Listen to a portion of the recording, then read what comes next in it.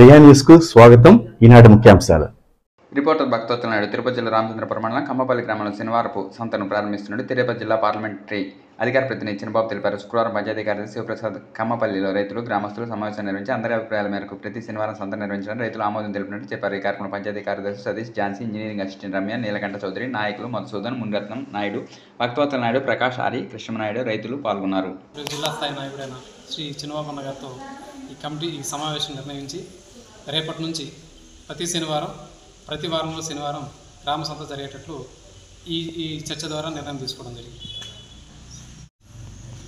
రామచంద్రాపురం మండలం కమ్మపల్లి గ్రామంలో వచ్చేసి ప్రతి శనివారం వారపు సంత నిర్వహించేదానికి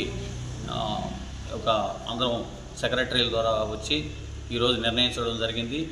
ఇక్కడ ఉండే గ్రామీణ ప్రాంతాల్లో ఉండే పండించే ప్రతి కూరగాయను కూడా ఇక్కడుండే విలేజెస్ వచ్చేసి టౌన్కి పోయేసి అక్కడి నుంచి కొనుక్కొని, ఎందుకంటే ఇక్కడ నుంచి వెళ్ళాలంటే కూడా వాళ్ళకి వచ్చేసి బస్సుల్లోనూ ఆటోలోనూ వెళ్ళి కొని తెచ్చుకోవాలా.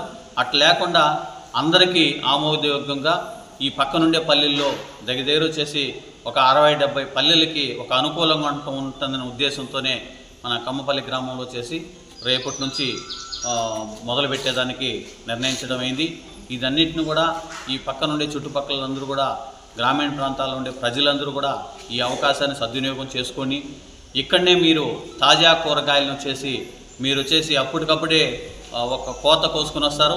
వెంటనే అప్పటికప్పుడే ఇక్కడ ఆయా వ్యాపారస్తులు కానివ్వండి, అదేవిధంగా విలేజ్ల్లో ఉండే రైతులు వాళ్ళు పండించిన కూరగాయలన్నింటిని కూడా తాజా కూరగాయలను కూడా అందించేదానికి అవకాశం ఉంటుంది.